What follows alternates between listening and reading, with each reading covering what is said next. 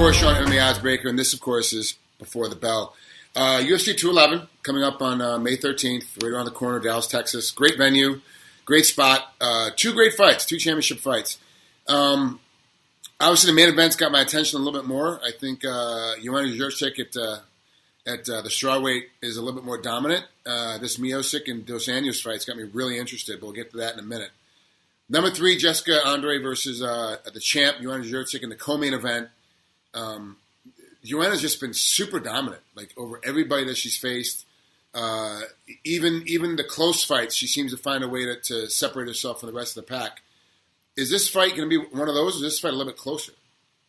I think this is going to be a close fight. I don't think she is going to dominate. In fact, I think there's a good chance that we're going to see a new champion crowned, to be honest with you. I mean, that's how competitive this matchup will be, and that's how good Andrade has looked, really. I mean, she's looked phenomenal as of late, right? So this is going to be the ultimate test, I think, for both fighters. I mean, is Andrade legitly, her move down to the weight class and how she's performed has been, like I said, magnificent. So is she legit enough to take the crown? Or for Jedrzejczyk, it's just another ridiculously good title challenger. If she defeats her, man, I mean, you got to start talking about one of the more dominant champions in the UFC. I mean, period. So this is a big test for her. I do believe that. So I think she's going to not pass it, though. Hold on. So you're saying that if she beats Andrade, Joanna, that she all of a sudden becomes one of the best champions that the UFC has, most dominant champions, even though Mighty Mouse has cleaned out the division twice? Yeah, she has, because who else is left if you think about it? I mean, because for me, the best fighter in the division is Gadelha.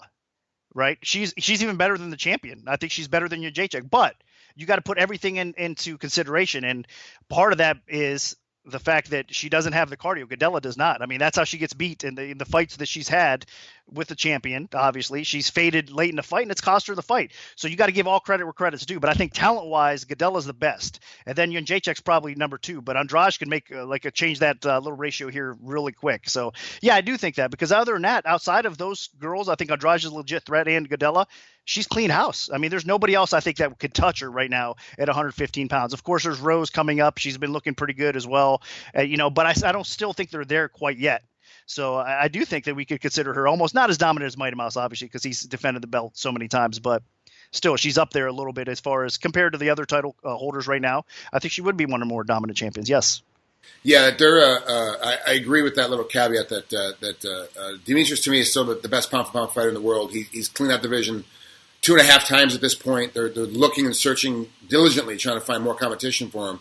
They just don't have it. I think Joanna's maybe 2 or 3 fights away from being in that same position where she's cleaned out the division now, and now they have to start finding new talent to pick it up, which with her, that's a year away. 3 fights in a year is not uncommon for her, so it can happen very, very quickly. When you talk about other champs, that could be 3 years away or 2 years away. And a lot can happen in 2 years in the division. And of course, there's women out there right now we have not seen, we haven't talked about. But you're saying Jessica has a really good shot of beating Joanna. How is she going to beat her if it's going to happen? I'll tell you what, Joanna looks a little bit human as of late, right? She's been getting hit. She's been getting rocked. She's, her defense, striking offensively, she's just fantastic to watch, obviously, as well. But defensively, she is getting hit a little bit more than you'd like to see in a champion. And Andrade is the hardest hitter that she's going to face. I mean, that girl can punch. I mean, look, again, I compare it. The Angela Hill fight for Andrade in her last fight, a lot of people aren't going to give her the respect she deserves because it's Angela Hill, and Angela Hill doesn't have that kind of star power or the ton of respect that people put her in an elite category. But as far as striking goes, for 115 pounds, Angela Hill is one of the better strikers in the female division, and Andrade was able to outstrike her. Andrade had her in trouble. I mean, that was a dominant performance and a great fight overall. But I mean, that just tells you the kind of level that Andrade is at with her power and the pressure that she puts on her. So I think she's going to put all the pressure on Joanna. She's going to push forward, and she's going to be – the power punches are going to have more of an impact than Joanna kind of just picking her apart as it goes. I think Joanna's going to be able to land a little bit more frequently, but the punches Andrade lands are going to be a lot harder, and I think they're going to probably end up swaying the judges if it hits that long, if it goes that long, of course, in her favor. But not just to mention the takedown ability. I think Andrade has a little bit of an edge wrestling-wise as well. Now, Joanna's takedown defense has been pretty good outside of Gadelha in most cases. You know what I mean? She's been able to keep the fight upright. So, but I think Andrade has the ability to take the fight to the floor as well. So she can steal some takedowns in a pretty competitive striking battle, and I think she has the harder punches that are going to land. So I do think that Andrade has the formula to actually beat and dethrone Joanna here. And running into the knick-knack of it, looking at height, Andrade is giving up 3 inches, and then in reach, she's also giving up 3 inches. And then you normally, with people against Joanna, you're like, hold on a second, you're giving up 3 inches in height and 3 inches in reach, you're just going to get pummeled to death. But you're saying, even though she's the longer, taller fighter, she's not going to be able to catch up with Andrade. Andrade's going to be able to step her way in and get the takedown when she needs to, which obviously is easier if you're the shorter person, but also, too, is going to be able to hit the harder strikes. And Texas does a great job. The judges have really come to terms. They're doing a great job of now really analyzing damage done versus amount of punches. So the way that you're describing it, yeah, she can win this fight. So what's the line right now, and is Jessica worth taking a stab at?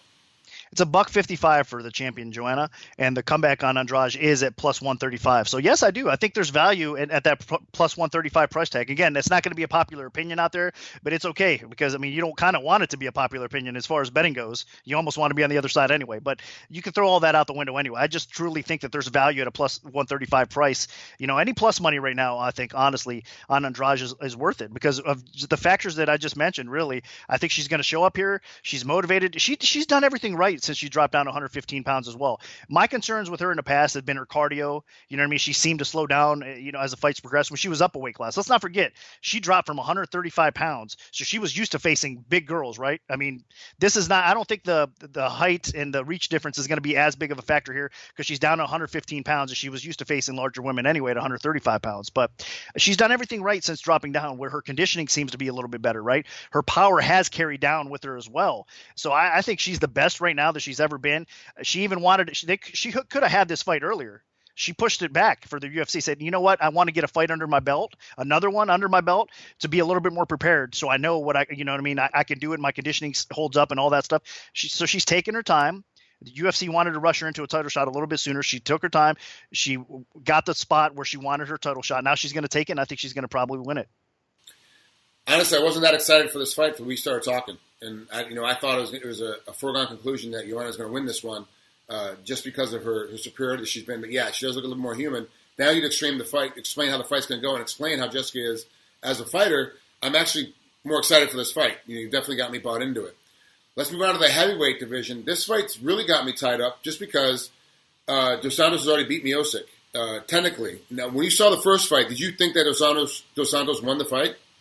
I did. I thought it was really close, but it came down to that last round, and I think the last round, Dos Santos actually ended up edging it out. You know what I mean? I think if Stipe would have put his foot on the gas just a little bit more, he probably would have won it. It was close though. I mean, it was honestly a toss-up, and I think if you would have had 3 different judges there, they might have gave it to Stipe. You know what I mean? It's one of those close fights, but I think legitly JDS squeaked by that, decision. But that's where I think everybody gained a lot more respect for Stipe. So there was one of those situations where, despite the loss, his stock went up. I mean, because it was a war. At that time, let's not forget, Cain Velasquez was the best heavyweight in the world, right? And I think JDS was number 2. I mean, I know Verdum was in the mix and all that stuff too, but for me, outside of JDS and Cain, I thought Stipe was like the 3rd best heavyweight in the world anyway. I wasn't sure if he would be able to compete at that high level though with those 2 guys. And after that fight against JDS, it made me a believer that yes, he is ready to compete against those guys, obviously. And then look what he's done since.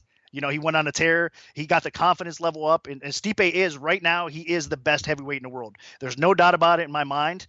I think he's put everything together the best. I mean, he's a dangerous striker. He's got the wrestling pedigree, as you know, as well, that goes along with it. His conditioning has improved greatly. His chin, I mean, he's been dropped. I understand he's been rocked, even in that Overeem fight. I mean, he kind of went in there defensively. I wish he improved a little bit because he's such a tough guy that eats some punches that he shouldn't sometimes, you know what I mean? But he still showed, look, he got dropped by Overeem, which a lot of people don't get back up when that happens, right?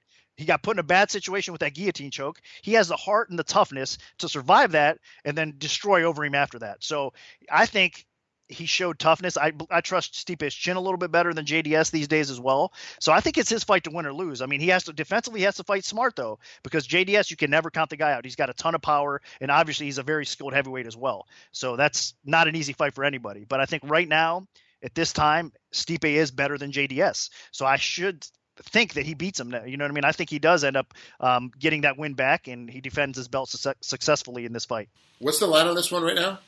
Right now, it's minus 125 for Stipe, so a very slight favorite. It's almost a pick 'em with a slight lean towards Stipe, and everybody is betting JDS. I mean, the action since the beginning, I opened it over 2-1 for Stipe.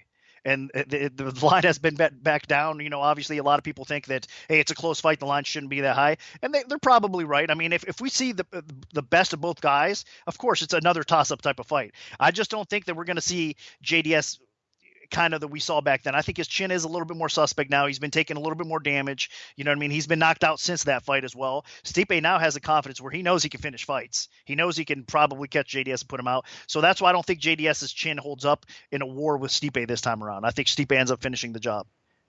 And I find it interesting that the media has been talking about how weak the heavyweight division is because the title keeps changing hands. It's been very difficult to keep one guy to keep it.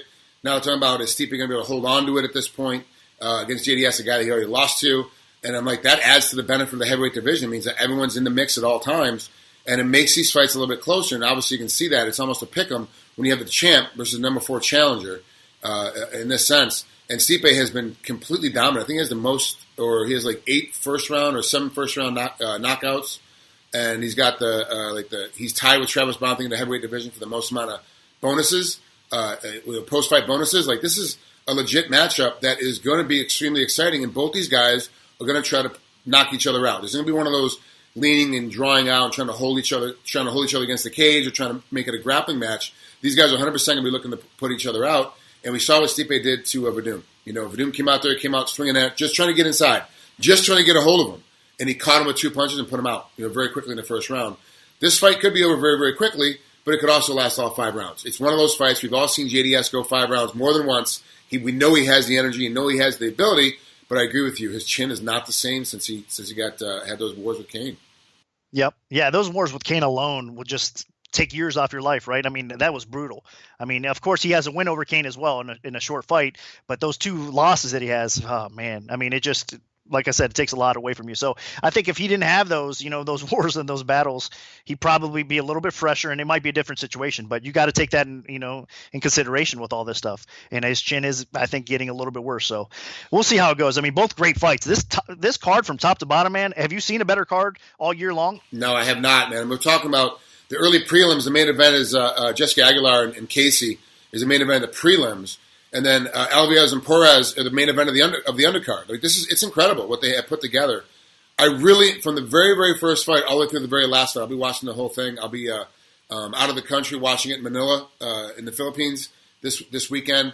It's going to be great. And I'm going to, I don't even know what time it starts over there, but I'll be up watching from the very first fight that hits Fight Pass all the way through to the main event. Yep, it's that type of card. I think it's going to deliver too. I mean, it's just fireworks written all over it. From top to bottom, there's so many spots. A good thing about this card is a lot of time I say, you got to pick your spots, and, there's other cards that are coming up. Man, in this card for this weekend, you can almost bet every fight. Every fight on the board. There's 14 fights. And I mean, one way or another, where according to the public has moved some of the lines or whatnot, with action and all, I think you can find a reason or value in every fight, whether it's the total, whether it's the side, whether it's a prop, there's every fight is bettable here on this card. And I mean, that says something. I think that says how great this card can really be. Now it's going to be tricky, of course, because there's a lot of competitive matchups. So you still have to be careful and not just go crazy. And I'm not telling people to bet every fight, but that being said, I think there's definitely more than your usual spots on this card to bet. That's Nick Kalikas. I'm Frank Trigg. This is Before the Bell. Of course, you're watching us here on MMA Oddsbreaker. Please check out the MMA Oddsbreaker premium channel as well. Nick, great job on breaking down these fights again. It's going to be an amazing weekend. I totally agree with you how deep this card goes. All 14 fights, top to bottom. You need to be watching every one. Thanks for joining us this week. We'll see you next time.